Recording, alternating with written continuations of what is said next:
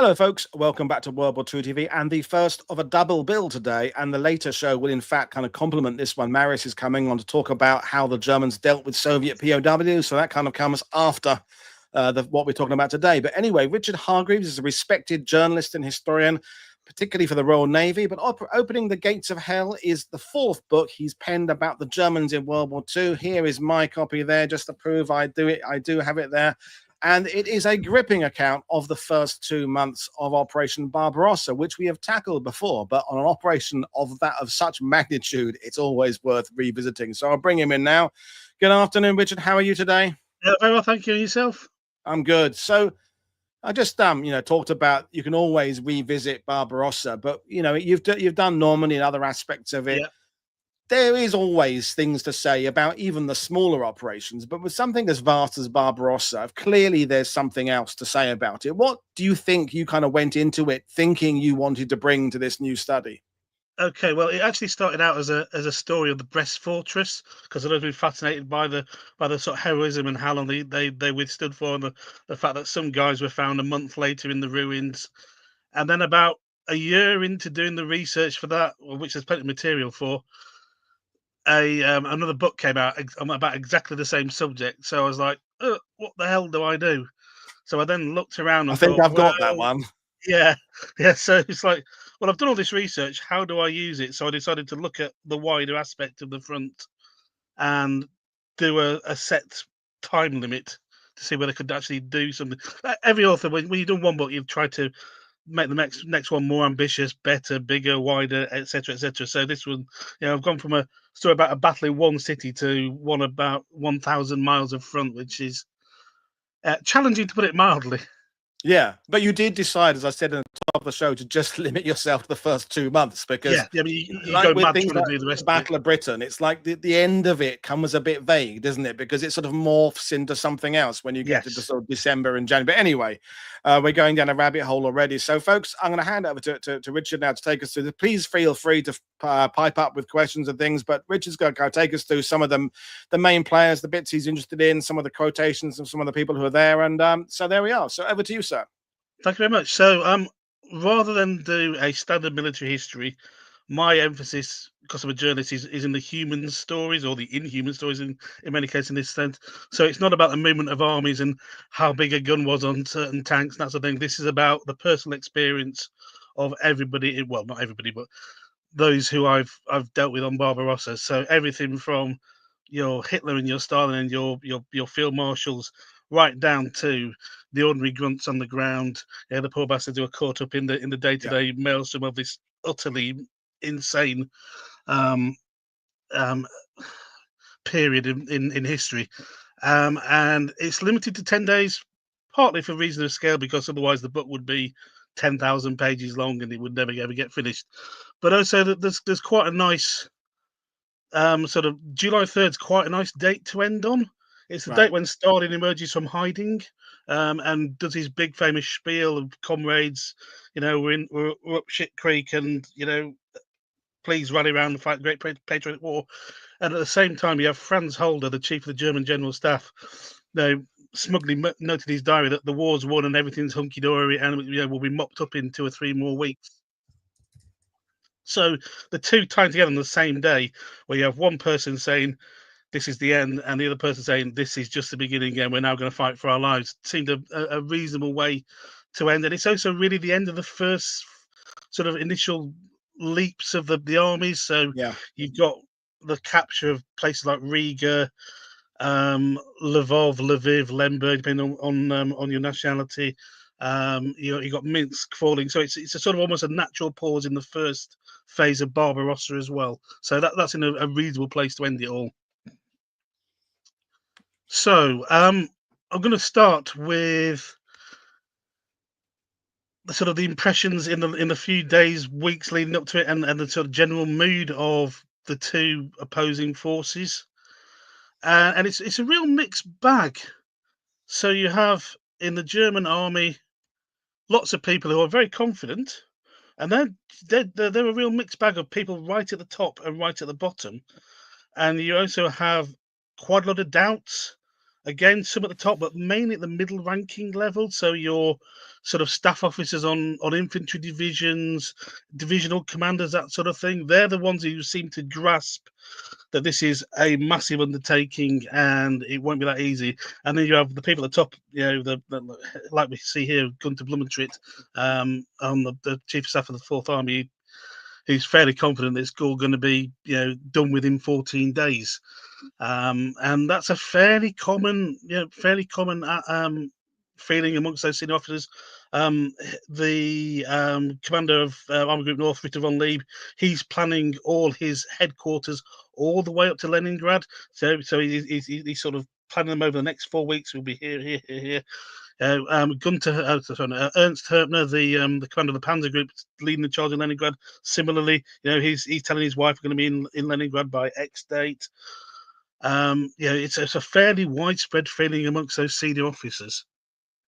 So yeah, they're expecting some really bitter battles on the border, and that's partly because of the way the Russians are deployed, and also because it's a new enemy, and you expect them to fight initially in the same way the French did in 1940.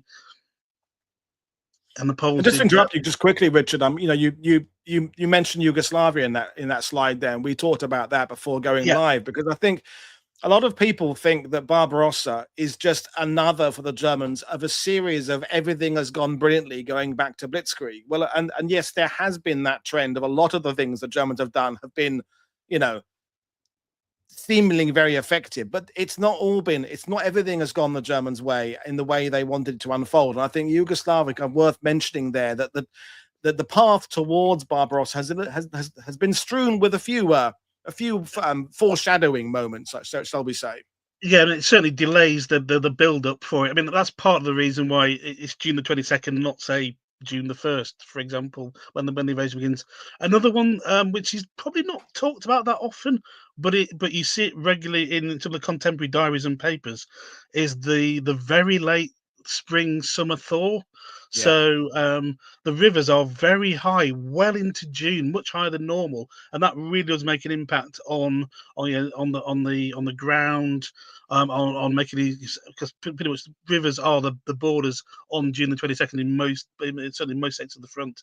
So certainly the Bug around Brest, Litovsk is very, very high indeed, and they really don't fancy crossing it because it's fast moving, etc., etc. So those two factors, the delays, whether or not they impact the actual campaign, I'm pretty skeptical. I think it would have failed anyway. But it adds to that extra. It's 2 or 3 weeks we could have used campaigning rather than waiting to do the build up. But I think the Yugoslavia campaign, there's a lot of units transferred very late on from the sort of Balkan front, particularly the Luftwaffe. The Luftwaffe was arriving almost like sort of June the 20th, 21st in its forward airfields, ready for the assault, particularly down on the southern sectors of the front. So we have good to Plummeted, all good and happy that everything's going to be done and dusted in a couple of weeks, and then you go down to the ordinary cavalrymen, of which there were some left. There's a solitary cavalry unit, but he's felt the quote here is fairly typical of the ordinary lancer in 1941. The German army, as you say, has gone through every campaign successfully. It sort of glosses over the blips where things were hard or difficult, or it didn't. The Battle of Britain is, well, we don't mention that. We'll forget that sort of thing. But every time they face an army on the ground, they've beaten them. So there's I think Blumentritt uses the phrase "an aura of invincibility" or an aura around the German army, and that's certainly. And that's widespread across, helped by the propaganda machine as well, and all your sort of steely videos and films from, particularly from the Western campaign, like Sieg im Westen, which show mechanized armies trampling over everybody. But there's also these sort of wild rumors. So there's this mass build-up in eastern Poland, along the Lithuanian border, East Prussia, to a lesser extent further south into Romania, but they don't really know why they're there. They sort of there's all these bizarre stories about, well, maybe Stalin's going to cede us the Ukraine and we'll just march in and occupy it. There's some talk about them being sent via Moscow down into sort of Syria and Palestine to link up with Rommel. It's the most fantastical rumours, which what rumours like they spread like wildfire when there's no certainty, and it's only really June the 20th when they start reading out Hitler's orders, or they start saying we are going to invade Russia on Tuesday, that the penny drops. Some soldiers work it out beforehand, and they look at the map and go, well, we're here, we've conquered everywhere else, there's not really anywhere else to go, therefore it's got to be Russia. But that's not a massive number. Most people are really convinced that it's more I wouldn't say a bluff, but a sort of a bit like Sudetenland, where we're threatening you, and maybe if we wave our sabers strongly enough and show how powerful we are, you'll just let us occupy a certain amount of territory. And then on the flip side, you've got the Red Army, which is basically told it's the greatest army in the world, the biggest army in the world, and it's the biggest army in the world, most tanks, etc., etc. And it's prepared only really for offensive operations. Yeah. Despite its a pretty abysmal performance in Finland, there's still this widespread confidence in, certainly at the lower levels, both in the amongst the sort of the ordinary Red Army infantrymen, and also the public, that you have this force which is unstoppable. It's only here for fighting the Soviet cause, and it will fight the Soviet cause on foreign soil. So there's a famous film which runs late 30s called If War Comes Tomorrow, which plays ad infinitum at Soviet picture houses.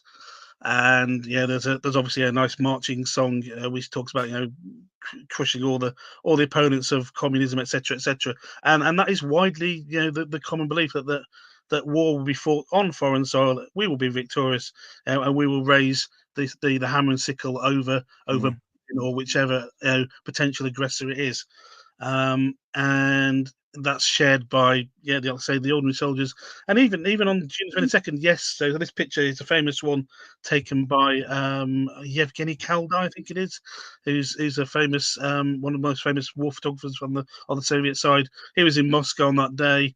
Took this very picture of people looking at the various loudspeakers on the city of Molotov's broadcast, and whilst they look shocked, once it sinks in, there's one confidence that like I say, we're going to beat we're going to beat the Nazi invader, and there's a massive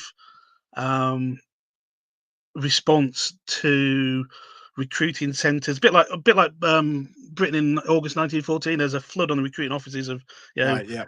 people who join up en masse, reported en masse to recruiting centres. One day you'll have 2 people at the door.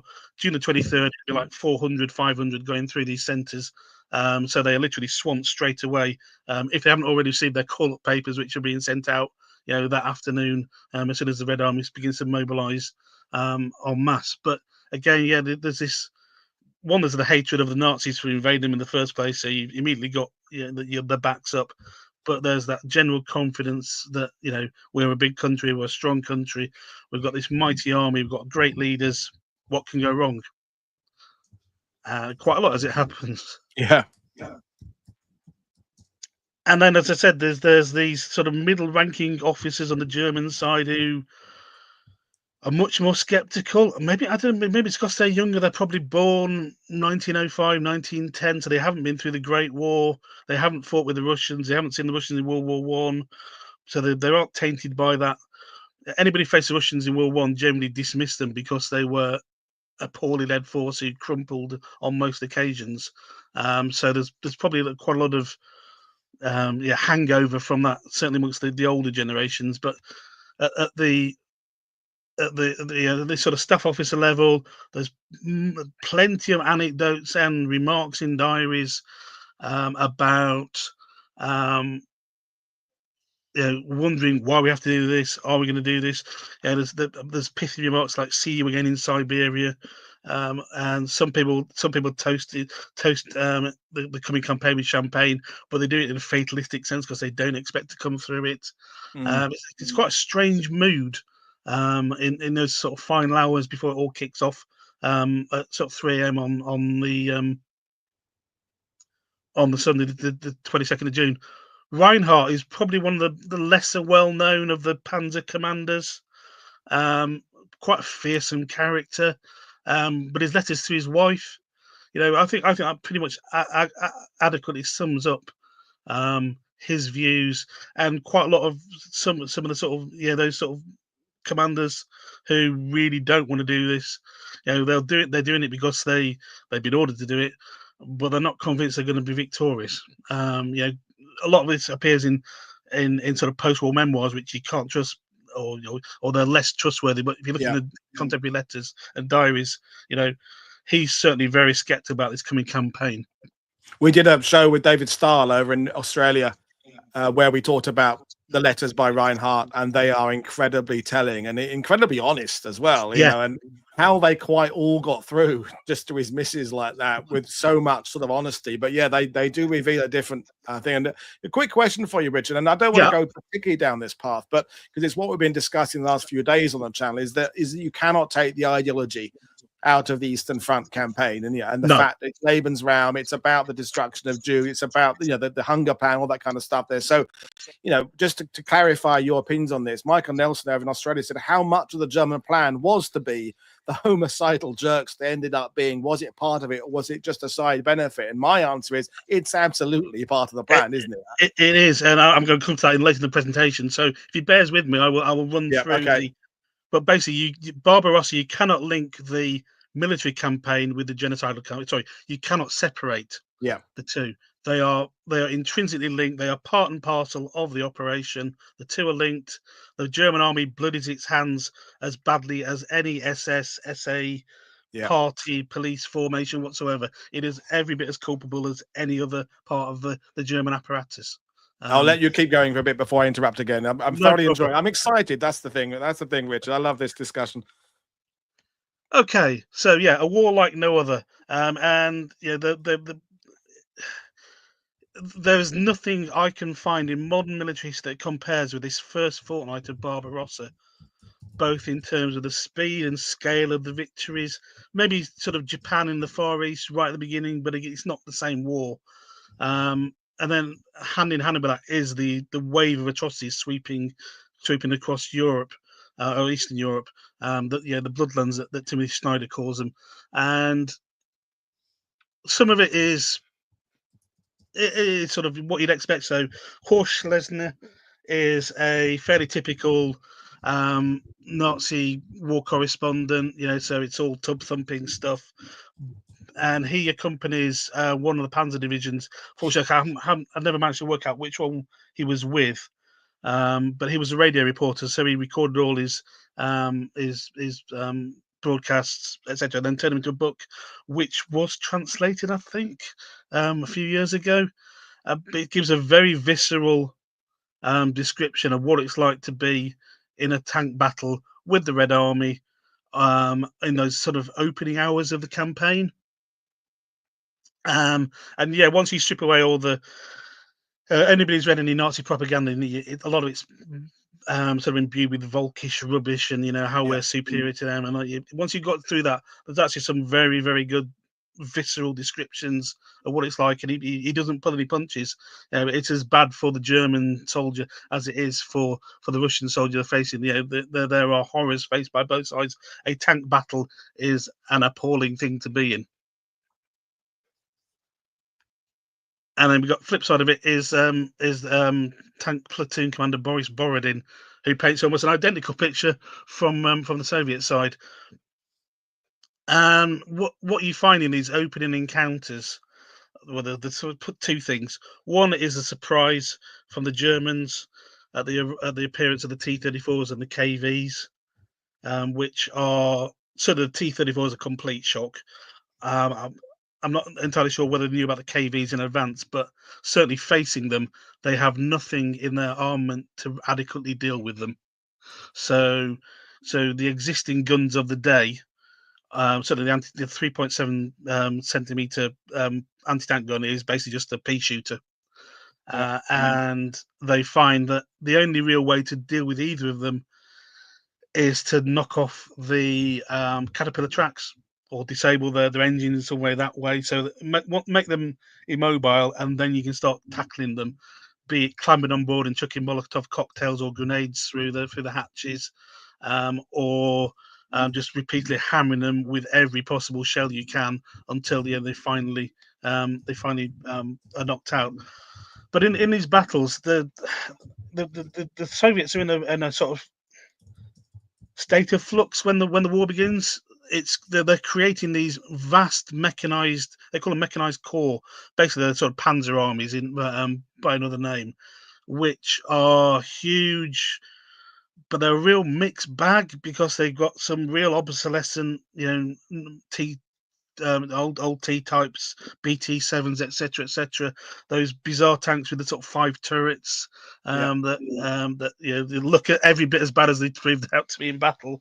And then you've got a small number of the modern T-34s and KVs, which are some units have quite a lot of them. Some units don't have any of them. Some have a smattering of them. None of them have really got to grips with any of them and how to use them properly, how to commit them in battle, how to operate a massed panzer or tank army, and also they don't coordinate their attacks. So they literally arrive on the battlefield, and they'll throw them into. So we say five T-34s suddenly arrive, and right there we'll throw them into battle straight away. We won't wait for the division to mass.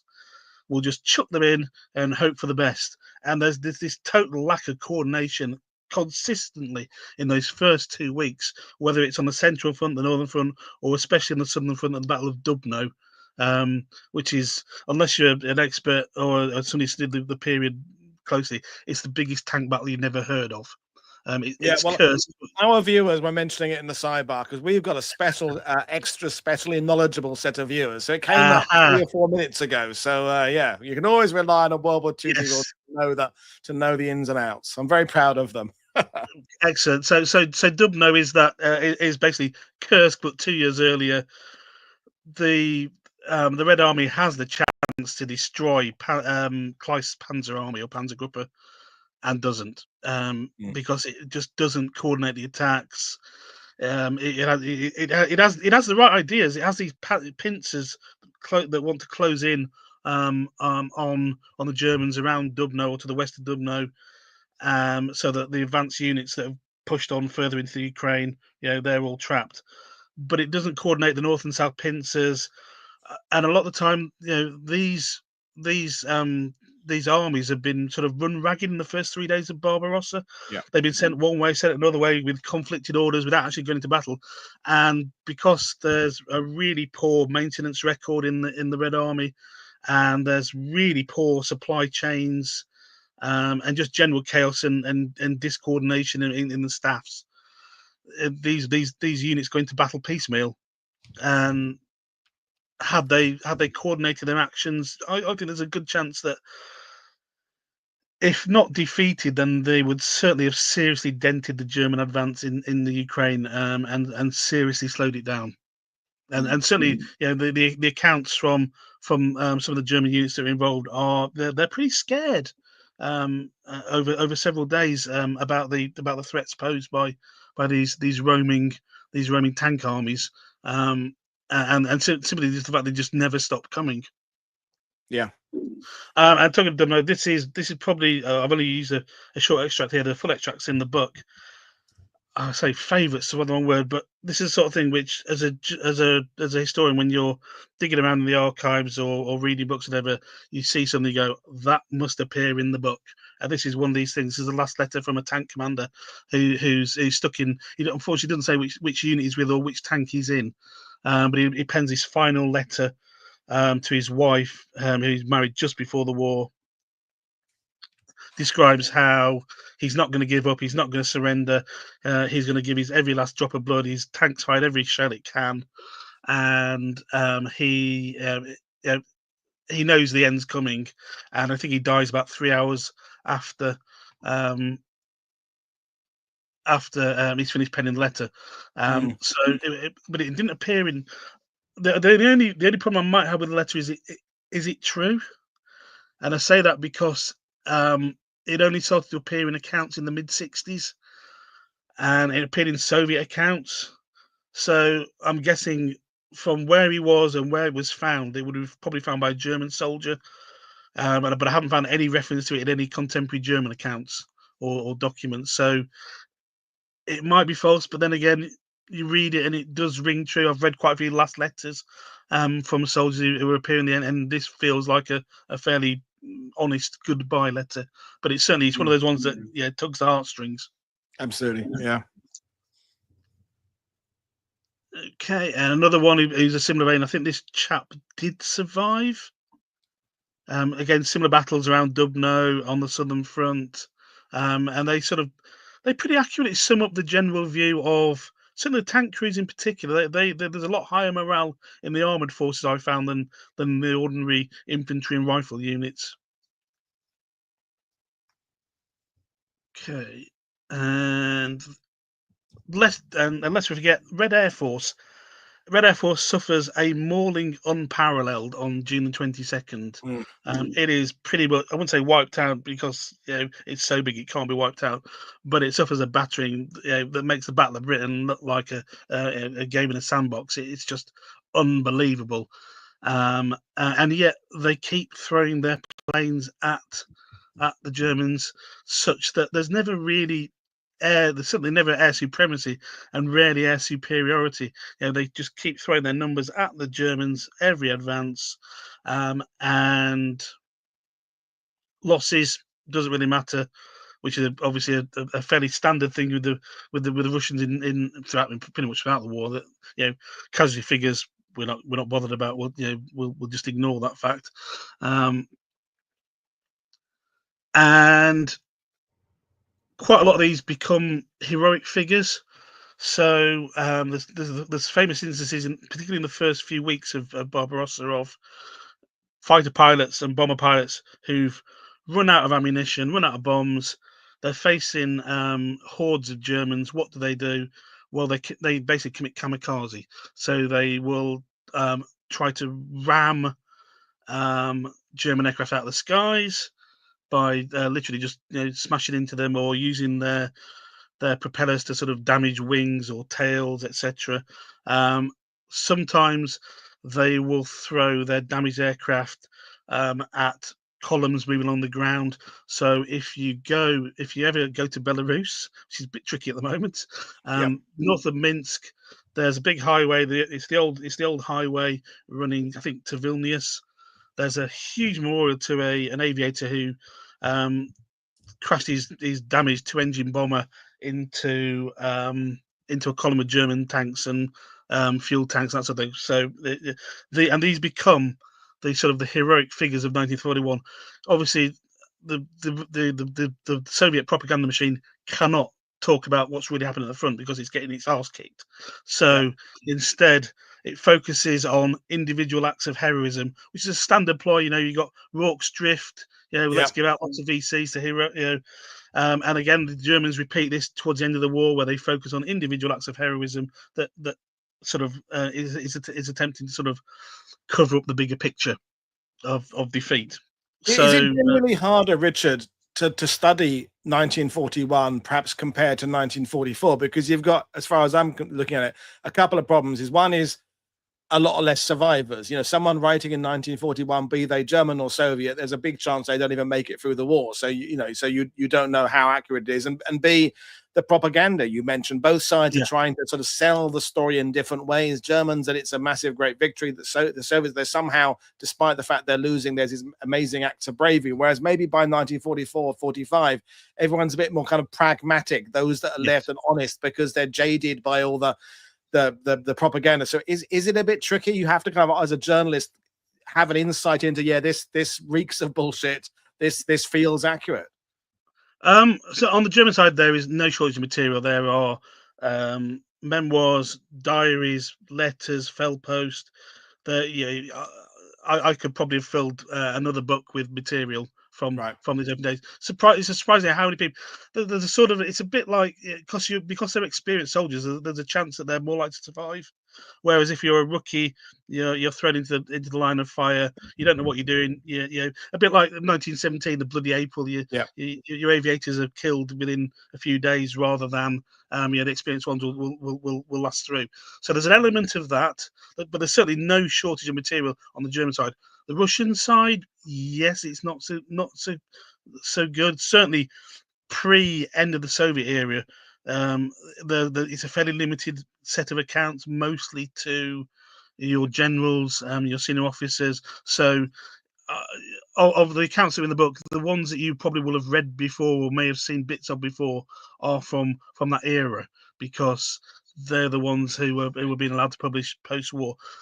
Since the fall of communism, there's been a bit more, but yeah, it's not as easy to fill in the Soviet picture as it is. Then again, there's quite a lot of material that fell into German hands.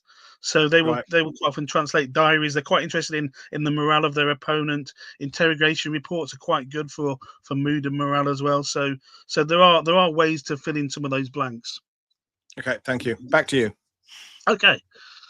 So Minsk is one of those cities that falls within the German sphere in the first week of the war, and the reaction in the city is utterly bizarre. On Sunday, June 22nd, they're planning for this massive celebration, opening a new park and lake right in the city centre. It's still there to this day. Is the park in the centre? It's where the World War II museum is these days, and half the Soviet leadership in the city is thinking about, well, do we still go on with this celebration? Another half of it is thinking, what happens if this lake is bombed, and would it destroy it, and would it flood the city, which is utterly surreal. But there's no attempt really to put the city on a war footing. There's no attempts to really warn the public. There's certainly very limited in the way of air raid precautions, air raid defences, bomb shelters. There's just virtually none of that. It's a city utterly unprepared for war. It doesn't get bombed until I think either 23rd or 24th, but when it does, it's hammered. And people talk about Rotterdam and Warsaw. Minsk suffers certainly as badly as Warsaw, probably worse. Some of the aerial photography, such as the one here, is it's sort of you look at Hiroshima or Tokyo or Berlin at the end of the war. It's similar sort of effect to that. So most of the city centre is burned out. And Peter Ledov, who's a journalist, he's there to report on the glorious defense of Belarus or the glorious advance into Germany, etc. And instead, he's found himself, caught up in the destruction of Minsk. And there's no precautions certainly made in those opening hours for the civilian population, and it gets worse because the wonderful Communist Party, all knowing, all glorious, decides to skedaddle and leave the Minskers to their fate. So come June the 25th, the city is just a lawless, chaotic, leaderless place where nobody knows what's doing. Nobody's providing for the people. There's no food, so plunder and looting is widespread. There's bizarre stories of people sort of almost drowning in vats of syrup because they're just rushing for food, anything they can get hold of. So there's people running through the streets with sacks of food, etc., etc. Those are the ones who choose to stay behind. A lot just hit the road and head east to avoid the advancing Red Army, but they're given no support whatsoever. The only thing the Communist Party does is it evacuates some of its papers and files and documents and some of its leadership with their families. Quite often they don't really get anywhere because they get caught in the traffic jams and eventually overtaken by the Panzers. And the other thing they start doing, which we'll come on to shortly, is they start evacuating the prisons, which are packed with anti-Soviet types. Quite why they don't want them to fall into the German hands, I'm not entirely sure, because the numbers aren't massive and they wouldn't have made much difference to any sort of fighting force. But it's probably basically just a vengeance thing on part of Stalin and the NKVD. And so, liberation, which is the other thing which people forget about 1941 is a lot of these territories are occupied territories. So, 19 you probably spoke to Roger Moore about this. The Soviet Pact of 1939 with the Yep. Germans splitting up Eastern Europe. So June 1940, Stalin takes advantage of all eyes on France's fall and decides that he'll swallow up Estonia and Lithuania and Latvia. He's already swallowed up Eastern Poland, so Bialystok and all that sort of area east, up to Baranovice. That all went in 1939 when they invaded Eastern Poland. Same goes for Galicia in Lvov, Lemberg, Lviv, etc., down the south.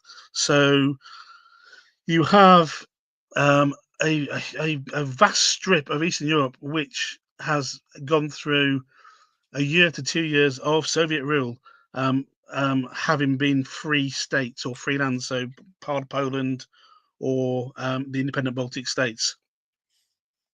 And they don't really like their Soviet leaders too much, for various reasons. Um, Aside from the repressive NKVD regime, you also have all the trappings of Stalinism, and communism. So religion is frowned upon to the point of almost being banned. Which, as soon as the Germans arrive, they allow icons, they allow praying, religious churches to reopen, etc., etc. Hence, this picture here is taken from the papers of the 34th Infantry Division, and this is the local village celebrating their first religious ceremony in was possibly 25 years. Mm. And they're delighted because religion is a huge part of Russian life, certainly, and Yeah. and yeah, and certainly Ukrainian life again. Um, And then we got to Lithuania, which has suffered really badly, particularly in the last week before the German invasion. So June the 14th, the communists launched this mass wave of arrests and deportation to the Gulag, and thousands of Lithuanians, Latvians, and Estonians are shipped east in cattle trucks on the railways for no other reason than being potential enemies of the Soviet state. Yeah, there's no real proof. They just don't like the Yeah. look of them. Yeah, they're a lot of it's intelligentsia, it's army officers, it's anybody who would probably have supported the old regime pre-occupation. So what you find is that therefore, my enemy's enemy is my friend, and Lithuania, Latvia, um, Galicia, the Ukrainians, the Poles and the Ukrainians, they all welcome the Germans as liberators, and the Germans encourage this. So they drop hints that they will do certain things. So, like say, they encourage religious festivals, they reopen the churches, but they also sort of suggest that we might give you a bit of independence. You might be able to be a free Latvia or a free Lithuania. They never actually mean it, so they're always very cautious in the way they phrase their leaflets and their propaganda. But Um, they certainly suggestions are that your life will most definitely be better for you under us than it was under the Soviets. I'm glad you So mentioned that, Richard, because that's that the Germans repeat that tactic, well, as in do the West allies at various yeah, points of promising things to people. They do it in Yugoslavia. If you lot join with us, we'll help you fight that lot over there. Reuniting all the yeah, old yeah, differences going back in some cases centuries and millennia.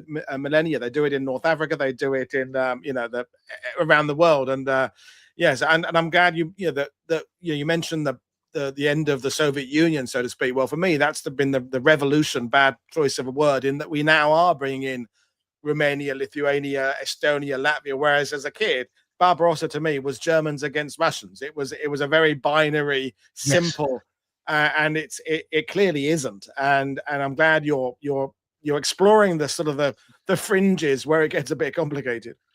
And the other thing is, if you go to these, I don't know if you've been to Vilnius or Estonia or whatever, they've all got occupation museums, Yeah. and the emphasis is very much on "we hate the Russians" because it's covered those 50 years of Soviet rule, and the 3 years of German rule is sort of like a blip in the middle, which they deal with. But it's the impression I always got was that they disliked the Soviets more than the Germans, simply probably because it lasted longer. Yeah. Um, and there's a flip side of that is that they also, and I'll probably come to this later. I won't say they refuse to accept, but there's a real reluctance to accept that they are cap in hand, or so not cap in hand. They are hand in glove with the Germans for a lot of the atrocities that committed, Yeah. particularly Yeah. 1941. And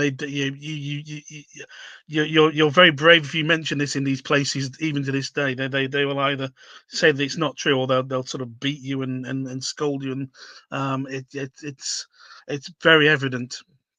Mm.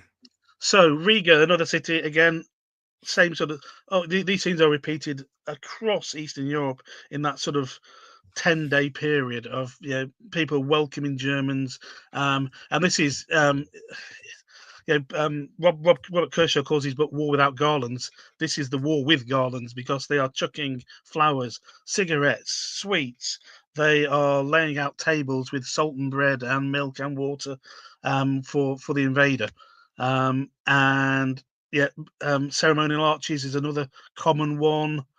Um, my guess is that they were probably previously Soviet ceremonial arches, which they quickly converted and put a swastika on and a bit of German. Um, and the Ukraine is particularly welcoming, um, given its past history with Stalinism. The Holodomor is only 9 years earlier, etc. So this guy Karl von Rokers, the commander of Army Group South Rear Area, he's almost like a sort of a king. As he's driving around these villages and towns of Galicia, and he everywhere he goes, he's applauded, cheered. He makes the odd speech, and like I say, as he says here, each time he used the words Adolf Hitler, people were filled with enthusiasm and applauded. Now, try that again a year later, they probably wouldn't have got the same Yeah. results, Yeah. Yeah. given their occupational policy.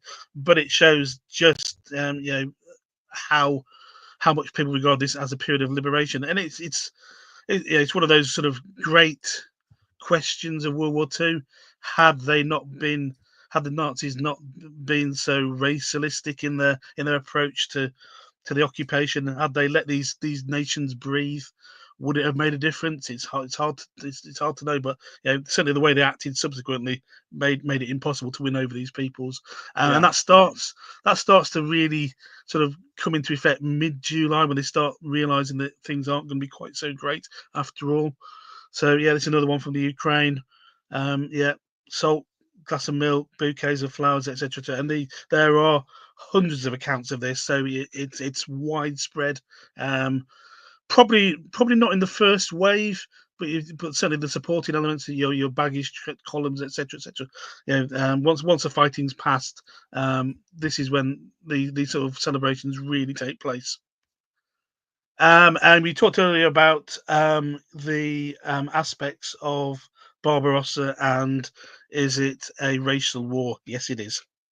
From the outset, the criminal orders, as they've come to be known, issued in sort of May 1941, make it pretty clear that the German soldier has carte blanche to act as he pleases in Russia, in fact, in any occupied territory. This picture here is from Lithuania, and we think because the caption's not very clear, but we think it is Soviet troops who were killed after capture, Mm. which is not an uncommon thing. Sometimes it's the heat of the moment. There are plenty of accounts and documents relating to atrocities committed by the Soviets, normally in the heat of battle, so that if they captured the Germans, they would kill them. fairly widespread, but it's spur of the moment thing rather than a massed planned instruction from "Thou shalt kill all captured Germans," whereas the criminal orders issued by the Wehrmacht are come right from the top, and it's systematic. Yeah. This is a quote here from I think it's called Vonokenhousen, 134th Infantry Division, who basically tells his troops, this is what we're going to do. You previously been good to your POWs, to anybody you captured, wounded soldiers. Not this time around. So he makes it clear from the outset that you're going in hard. We're going to take no prisoners. And the irony is, he ends up committing suicide during the winter offensives around Moscow, when he's trapped, and he's sort of trapped in his staff car and can't escape. So glad he suffered a grim end. Yeah. And Mitteilungen für die Truppe is a monthly newsletter issued by the propaganda section of the I think it's OKW, the Wehrmacht High Command, rather than the army. But it basically gives lots of pep talk, stroke advice to pass down to your down at the unit level to every soldier. So this is one for June. So this was issued. I can't work out whether it's end of June when the invasion actually taken place, or it's a beginning of before they go in.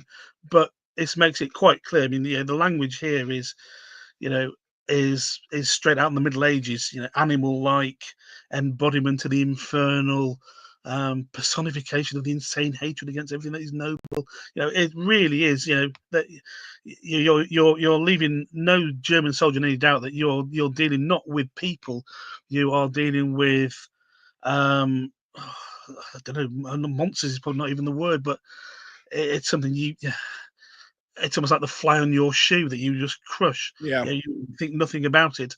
It's reducing them to the absolute level of utter insignificance and pure evil. Which is why the YouTube shows where they just talk about this type of tank against this type of tank and look at it purely from the military objectives, operational point of view, even if the information presented is not incorrect, it's still missing out the incredibly important layer of the ideology that we mentioned earlier. And you cannot look at Barbarossa without looking at the hunger plan, the treatment of POWs, the Einsatzgruppen group, and behind the front line, all that stuff.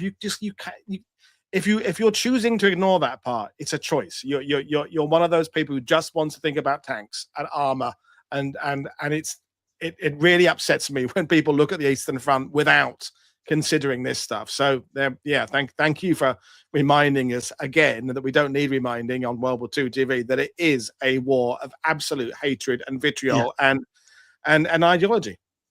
And I would say probably a third of the book is devoted to the horrors of the racial war, the atrocities, etc., etc. So it's part and parcel of Barbarossa, and it's probably, I'll probably say the summer of 1941 is its absolute peak of it as well. Yeah.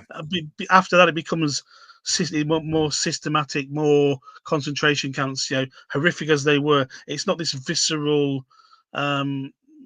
Person-to-person hatred, which seems to dominate certainly these few weeks I cover. It's very much on a personal level. But there are opponents. How successful they are, not really. I did actually dig out some statistics somewhere about how many people were actually executed, etc. During these first few days. So bear with me. But so this chaplain here, he's one of the religious types are probably the most likely people to object. But there are also some commanding officers who similarly are equally opposed to the commissar order and won't pass it down. And there are also some who claim that it wasn't passed down and nothing happened in my army whatsoever. So so commissars, nearly 400 are killed in the first 9 days by German army units. And in July, the number is 25 per day, or 750 during the month. Army Group North. Now, the intelligence officer there is a guy who ends up becoming part of the German resistance, von Gersdorf. He says, yeah, "You don't look at our army. We did nothing. Our army group, we were clean. We were white. Nothing happened here. 70 people were killed in the first 10 days in his area." Maximilian von Weichs, who's I think Second Army commander in 1941, later becomes famous as sort of in the sideshow of Stalingrad. He says that only one person was killed by his army, and that was because he'd tried to attack an interrogator, so therefore he deserved it. No, 35 people were killed by his particular army during this period. So, the idea that there were objections to it is, there were people who objected, but it was widely carried out. It's a lot of it's a self-fulfilling prophecy. If you've ever studied the atrocities in Belgium in 1914, if you tell people you're dealing with evil people and they're going to shoot at you, you start seeing phantoms everywhere, Yeah. and you start taking revenge for things you thought happened. You hear somebody stand on a branch, you think it's a gunshot, therefore you retaliate. A lot of some of it is self-fulfilling prophecies, but a lot of it is just pure out-and-out hatred. And probably nowhere sums it up more for the German army's point of view than Bialystok, which today is in eastern Poland. In 1941 was part of the occupied part of western Belarus, and it had a very large Jewish population, and it was captured pretty easily, to be honest. I think June 27th, June 28th, June 27th, the unit captured it, took 47 casualties, which is, for taking a city of a size which today is about 200,000 people, probably then about 100,000, is pretty impressive. But almost immediately after they've raised the swastika over the main square, they begin to start rounding up the Jewish population. The commander of the unit is in over this, spends most of the day in a drunken stupor. Even before the atrocities begin, and just behind the main square was the Grand Synagogue, which was a huge affair, built late 19th century, sort of towered over the town square with its dome, etc., etc. And that afternoon, it's a Friday, so it's obviously beginning of the Holy Weekend for the Jews. The Germans start round up, and this is German army units. These are police units, security division, fighting soldiers, all involved in this. It's not SS. It's not party units. This is army, and they start rounding them up. The SS do join in later on. They round them up. They put a lot of them in the synagogue, and then they set it on fire. And anybody tries to escape, they shoot, or else they chuck grenades in to add to the chaos and carnage inside. And this goes on.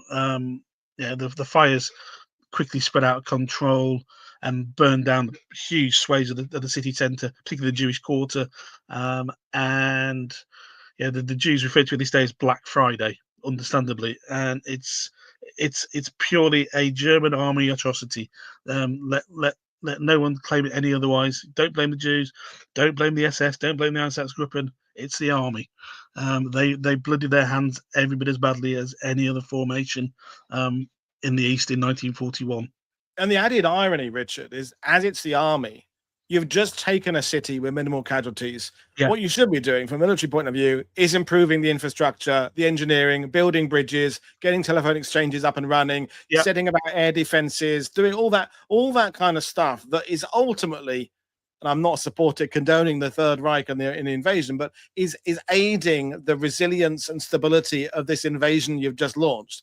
But no, let's go straight in there murdering people. Let's use all our resources for vengeful, vitriolic hatred and murder. It's evil, but it's also illogical as well. Yeah, I mean, Bialystok to this day is a crucial rail hub in eastern Poland.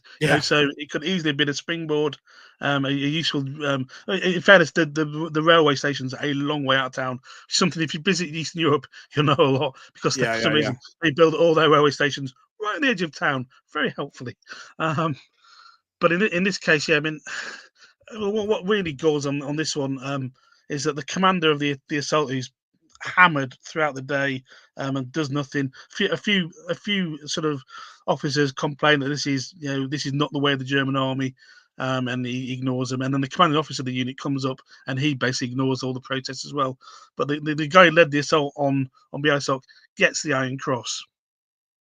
Or similar decoration for his bravery and for his skill that day, when he should have been put up before a bloody firing squad by the Germans for his incompetence, let alone by the Allies after the war for war crimes. Crazy. And if you go to Balistock these days, it's quite a strange place. So the main square's still there, but it's because of modern day shopping malls, the town centre's dead. But there's a small memorial just behind here to the synagogue, where they recreated the dome in miniature form. But it's almost like in a car park of a bank. And this is fairly typical of memorials of 1941. They're sort of out of the way. They're hidden. Nobody pays much attention to them. Partly because it's another person's war, because it's fought by Russians and Germans on Polish soil. So even the fact that the Poles are the victims, but it's quite sad that if this was anywhere else, this would be a huge monument, and all these Jews died here. It's horrific. Even in Riga, the synagogue remains are a big memorial to this day. But Bialystok is there's a memorial there, but it's really hidden away, and I don't think it was erected till post-communist rule. We talked about POWs, so they fall into German hands in vast numbers, far more than they expected. So the battle of the twin battles of Bialystok, Minsk pockets in June / July 1941, they capture as many Russians as we saved at Dunkirk.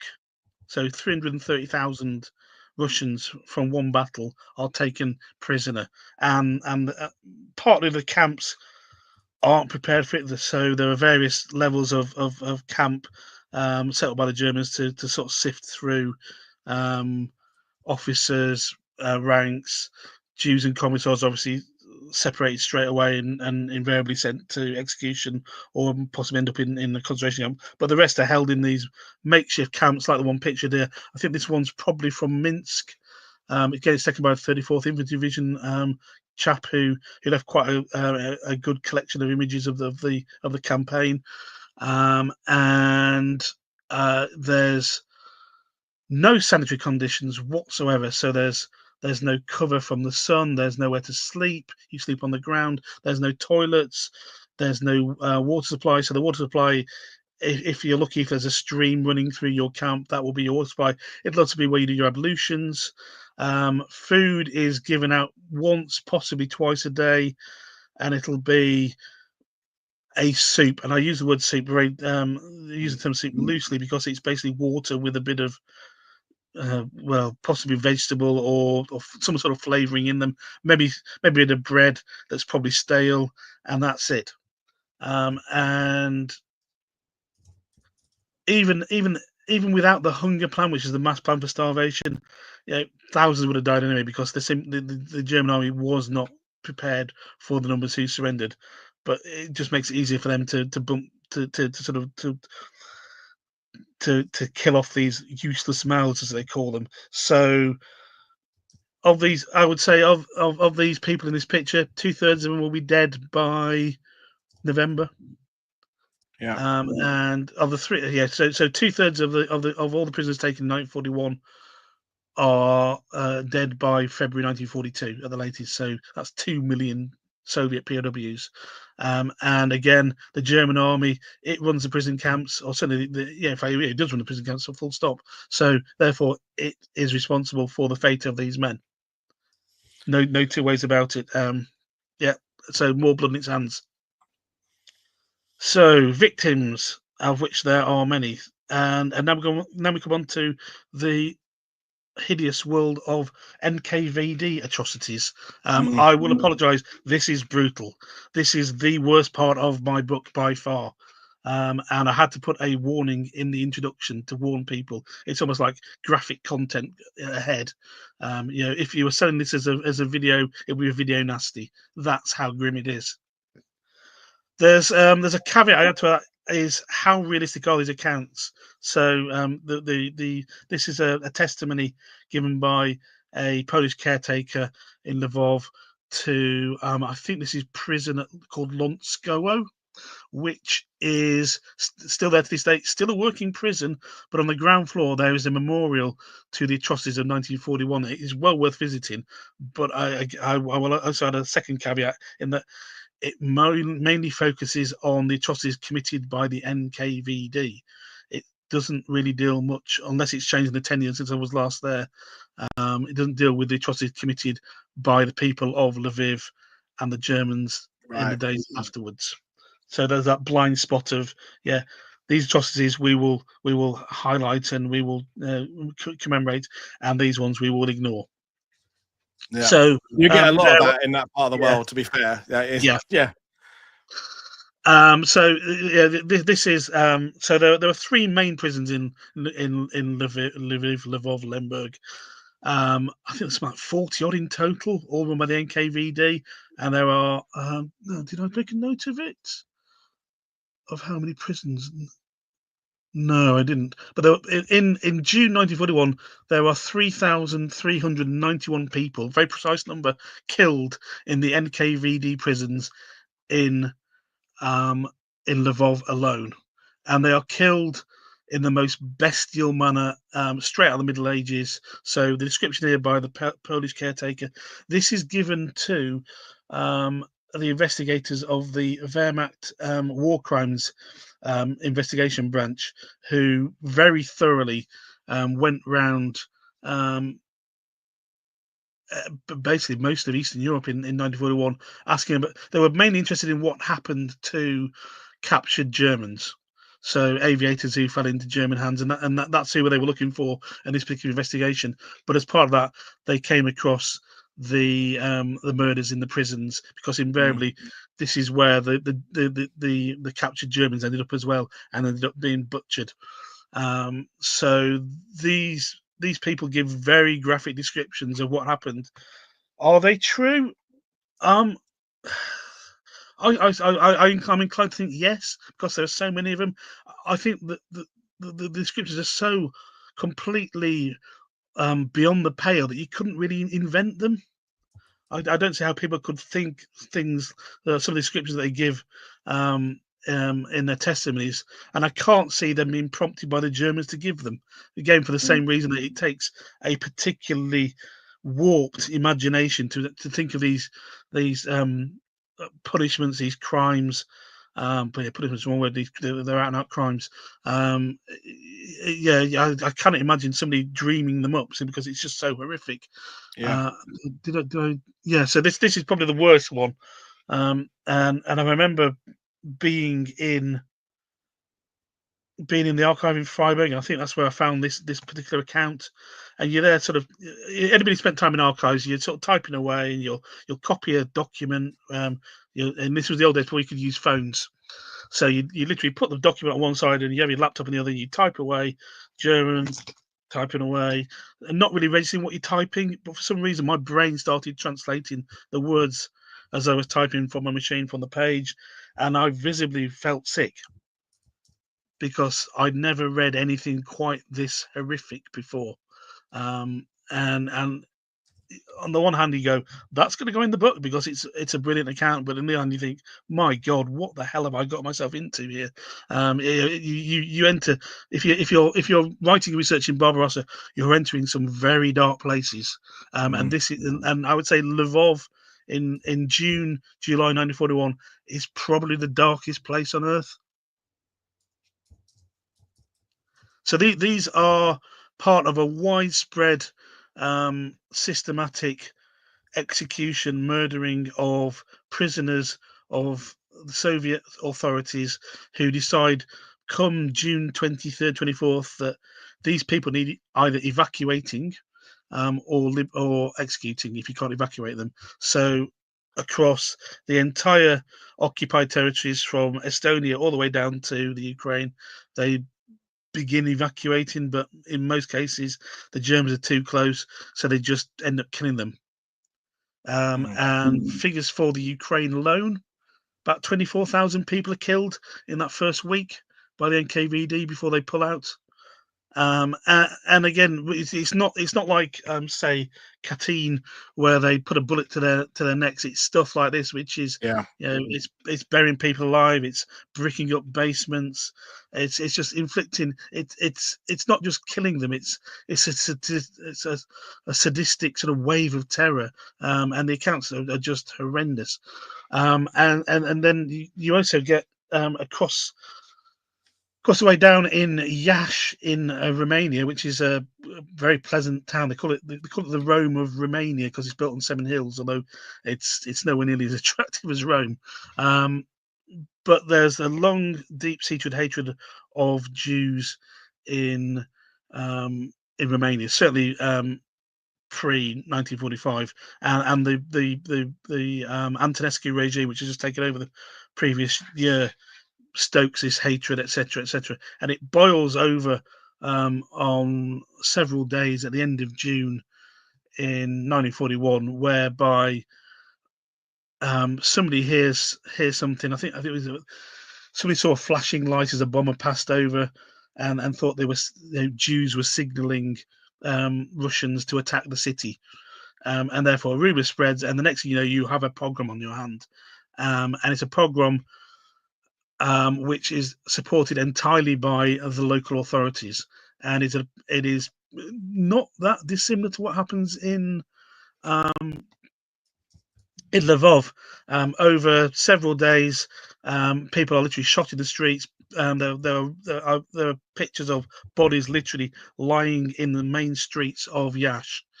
People walking past them as if it's no problem.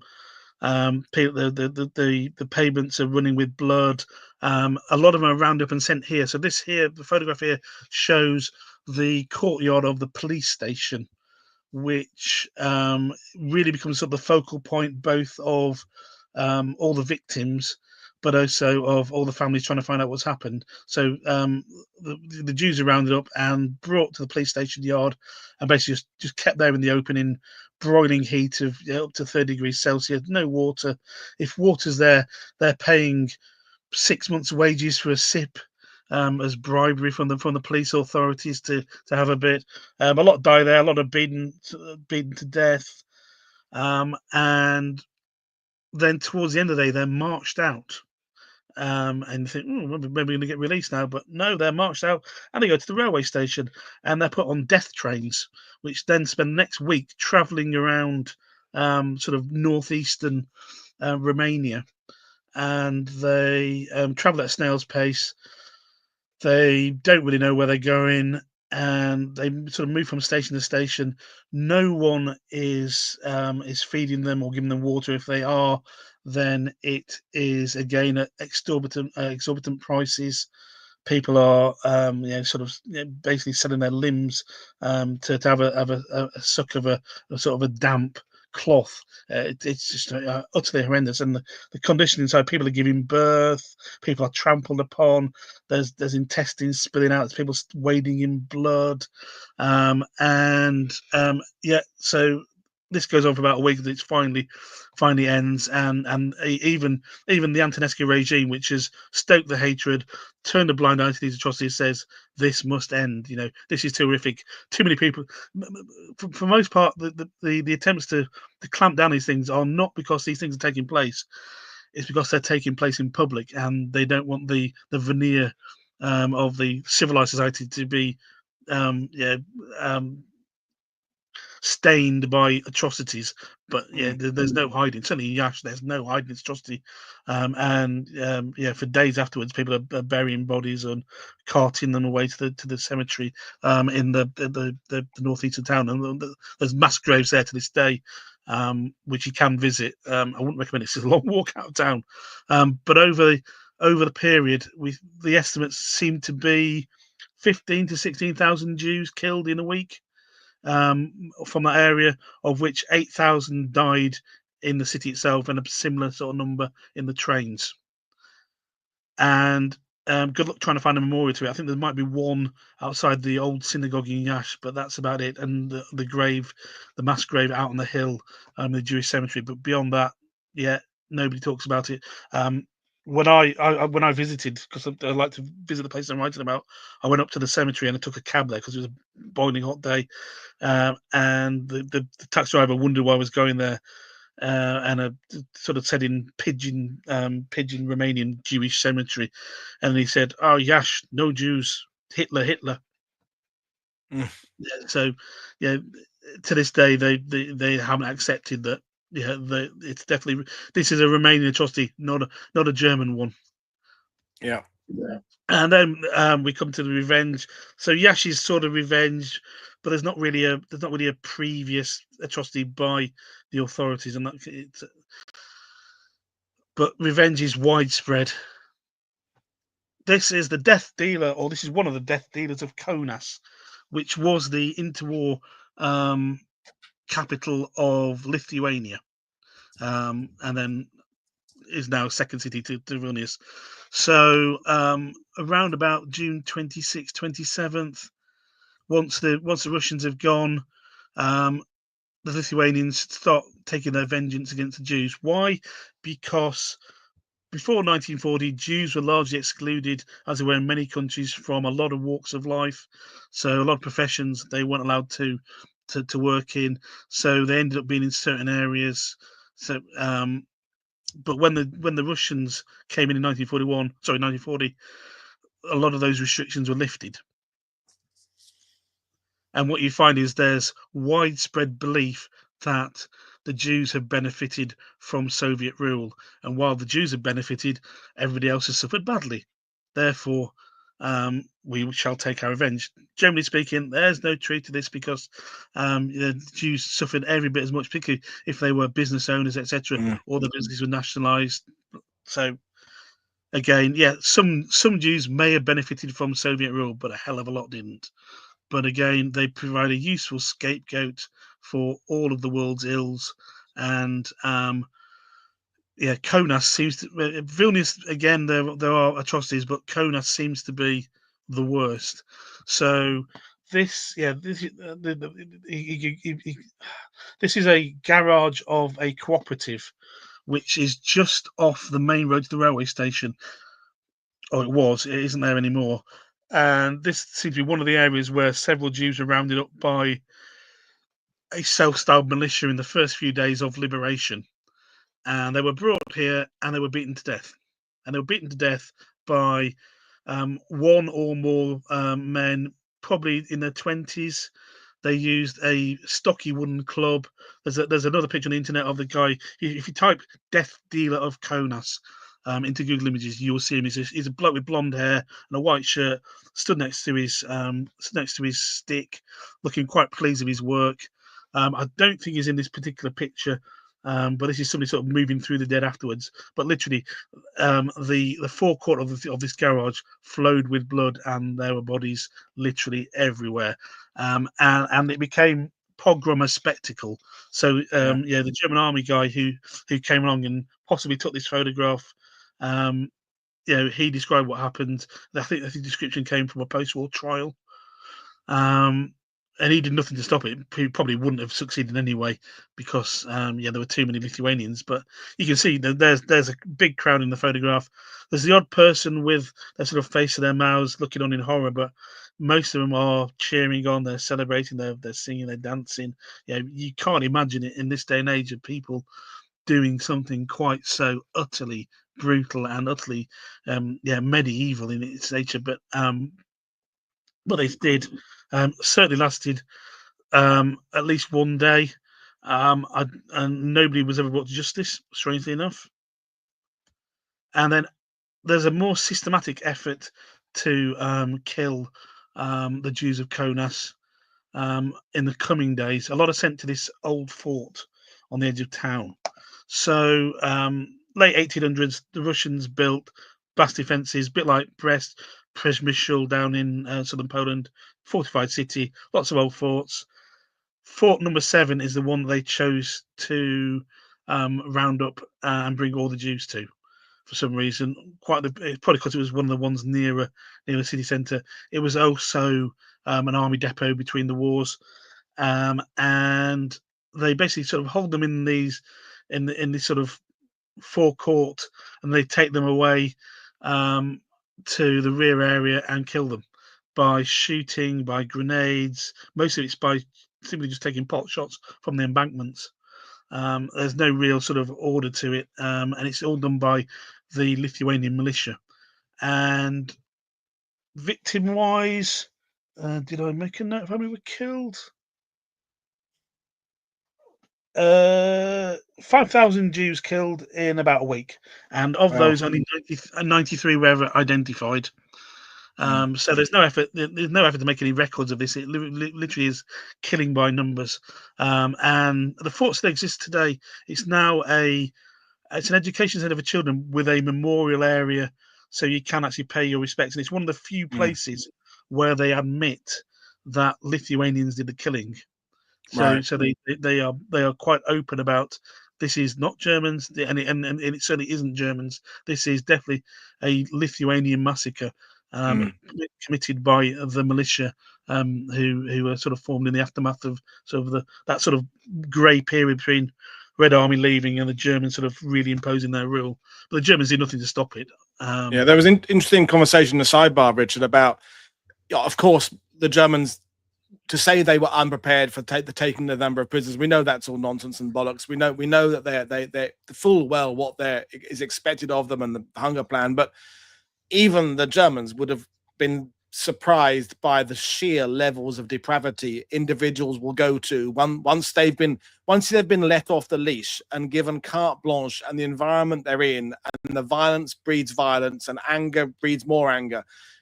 As you said there about the fact that you believe the accounts because no one could make that shit up. I think that's kind of how I am with this, is that even the most barbaric German or Soviet could never have perceived just how far certain individuals will take this. No. Because humans, some humans are just awful. I mean, it's a ridiculous comment, a trite comment to say, but it kind of bears repeating that people will just take advantage of this. The mood, I suppose you'd call it. Very much so, and I would say most of the pogroms, certainly in June, most of the atrocities in June, committed not by the Soviets or the Germans, are spontaneous. Spontaneous. They are spur of the moment. There's nobody in control of them. They sort of just happen.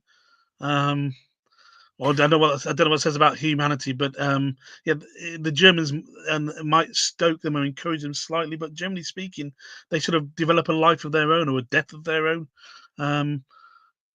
So Lvov, once the atrocities by the NKVD are discovered, again, as in Lithuania, it's the Jews who are blamed. Yeah.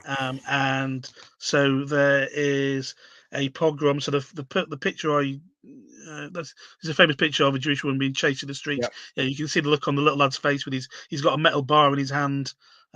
This was all filmed by the Germans who I don't know whether it was ever filmed on or shown on newsreels, but it's famous footage which you can see on YouTube, and you certainly see the stills from it as well. And all of the the prisons where the massacres took place end up being centers for revenge against the Jews. So initially they're forced to dig up the dead, help with identification, clean up the mess, etc., etc. But it soon turns into a much wider, brutal, running the gauntlet of people with bayonets, etc., beating them, and it lasts for several days, and is every bit, if in fact, no, it's bloodier than the actual NKVD massacres, simply the sheer numbers. So in Lvov, about 8,000 Jews are killed in the week after the massacres are discovered, and the best estimate suggests that only 100 of those are communists. So the idea that you're taking revenge against the perpetrators, bollocks. It's just it's blatant racism, it's pure evil, hatred, and it's long-standing anti-Semitism, and it runs rampant, and it runs rampant across the Ukraine through those sort of dying days of July and June Yeah. into July. Okay, victory without victory. This is what I've only really come to understand in the last couple of months, because at the same time as writing this book, I've written another book about 1942, which comes out next year. Shameless plug there. Oh, well, we'll come back for that. Yeah. And this theme is something that, in fact, one of the chapters in that is called Victories Without Victory. But one thing I've learned doing 1941 is that once the campaign starts to falter, which is sort of mid to late July, the German campaign starts to falter mid to late July, when they realise that the Russians aren't going to give up straight away, that communism isn't going to collapse, that this is a full-on campaign for the long run. There's no plan. It literally is one set of battles after another, but there's no real big picture. It's one victory after another, but there's no end game. There's no end victory. There's no end Sieg.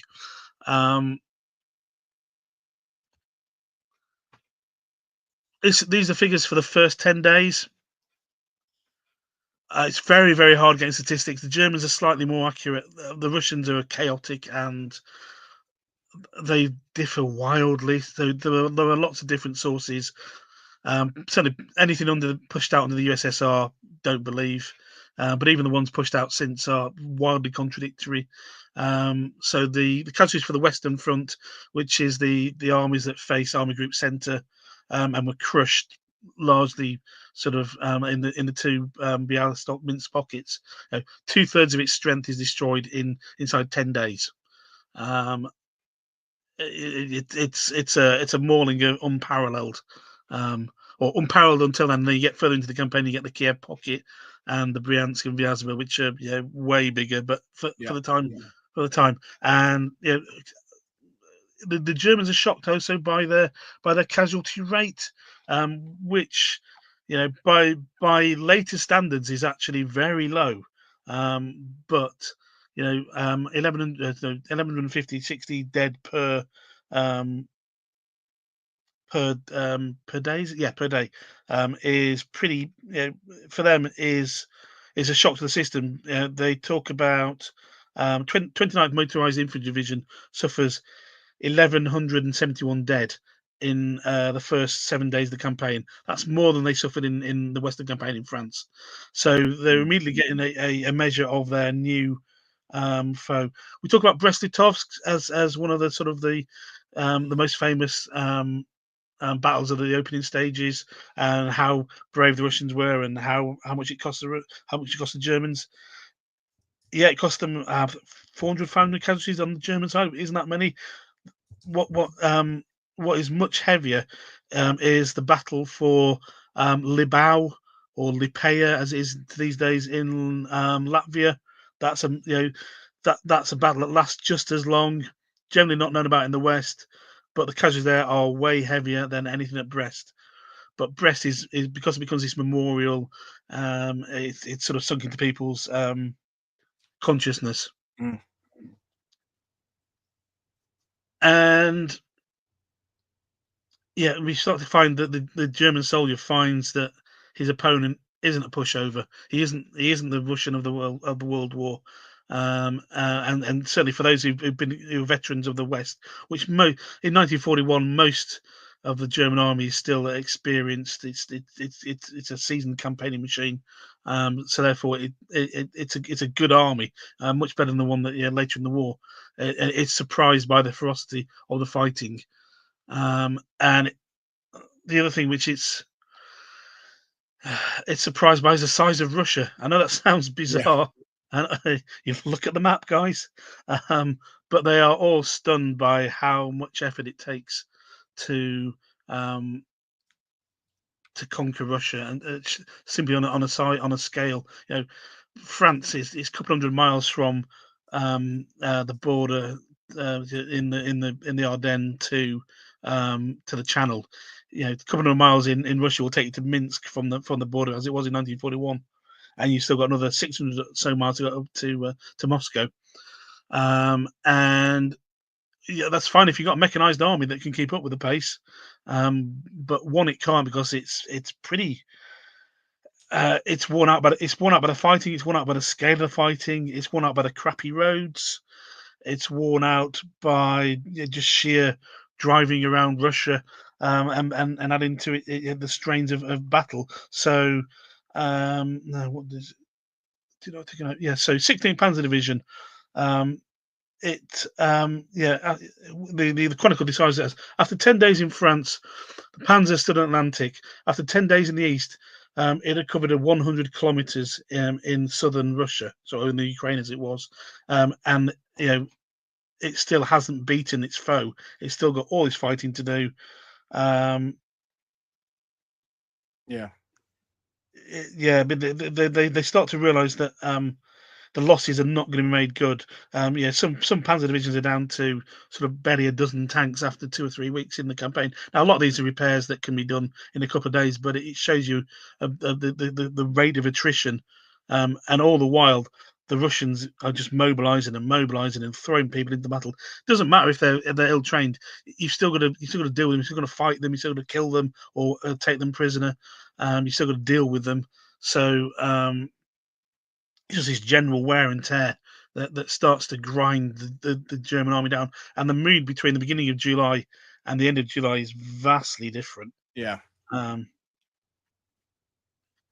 So I mean, this guy, I think sums up perfectly the sort of mood of what it was like. He's writing this just after the Battle of just the Battle of Bialystok, Minsk. So he's already fought what up to that stage is the biggest battle the German army's ever won, and yet they're nowhere near their goal. Yeah, I think that is the final slide. Yes, it is. It is. Yeah. Well, I mean, absolutely brilliant stuff, Richard. And there's there's a discussion, a sidebar about when is there a specific moment Barbarossa starts falling off, the wheels start falling off, and my vote was it kind of fails for me at the kind of the inception stage. Really, it was never going to work. But having studied it as you have for the book, is there a particular part of one of the fronts where you think, yeah, it all went wrong there? Brest, Smolensk. I know it's a kind of a crappy question in some ways, but do you have a kind of instant response? There were 2 moments to me that sort of stand out as I wouldn't say where it fails, or more that it's pointing towards failure. So the first is a place called Duneberg in German, which is Dvinsk, I think, in Russian, or Dvina. No, yeah, Dvinsk. Dvina is a river, and Daugavpils, I think, in Latvia. And it's basically it's where Manstein charges to and gets there in 3 or 4 days. He's over the river. They do this superb coup de main with Brandenburgers, the German SAS, seize the bridges, get a foothold on the far side, and then they sort of stop and they consolidate and they build up. And part of it is because the Russians counterattack fairly forcefully.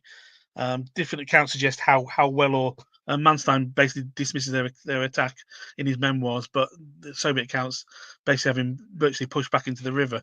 But the Manstein is all for pushing on and going straight on for Leningrad. And Eric Herpner, his boss, is like, no, we're going to consolidate.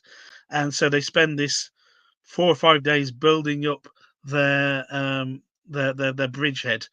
Finally, when they relaunch their assault, it's making 10, 15, 20 kilometers a day, where it's making 50, 60.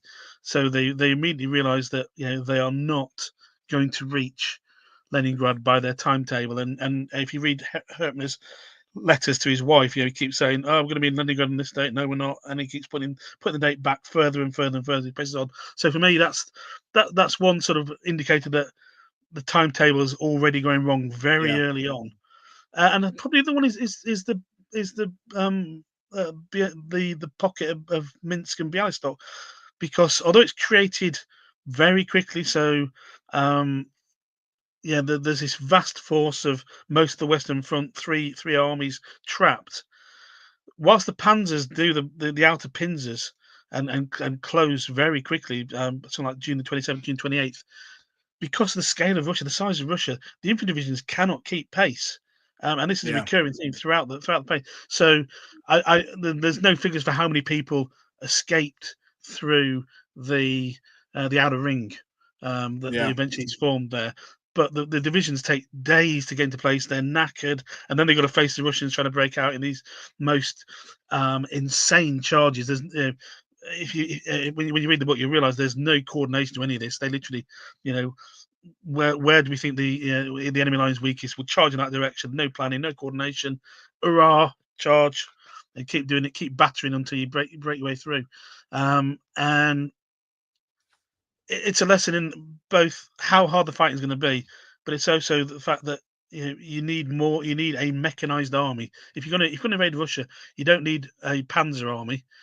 You need a panzer army with motorized infantry support, a fully motorized infantry support. yeah, You cannot invade Russia with men on foot, and this yeah. becomes That So, that so that that and the constant quest to sort out combined arms. That all nations yeah, are racing to get that ability where most of them have got it cracked. Well, the winners have got it cracked by 44, 45, how to combine your air and your navy and your ground assets. But it's always at the early part of the war, it's a struggle to get that all to work. And as you say there, once it all starts kind of going wrong on the front, then all the things of the multiple different truck types and the horses and then let's not forget the weather that sets in later on. Then the morale starts dropping. Then the Red Army up their game, and it becomes a pile-on of everything that could go wrong goes wrong for the Germans. Not that we have any sympathy for them, but it's but there you are. Well, I mean, there have been lots of comments there, Richard, saying how it's obviously taken a bit of an emotional toll on you writing this book, and clearly it has. And that's the fact about the Eastern Front. It is yeah, you can't avoid the harrowing side.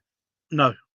It gets less harrowing as the years go on, but certainly in 1941, the two are atrocity and combat and bravery and heroism is side by side with the worst impulses in humanity.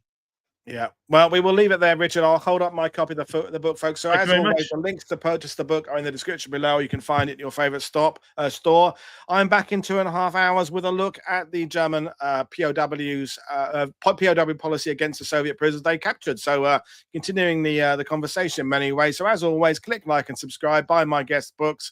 I will see you in 2 hours' time or 2.5 hours' time. Cheers, everybody. Thanks for watching. Thank Bye. you very much.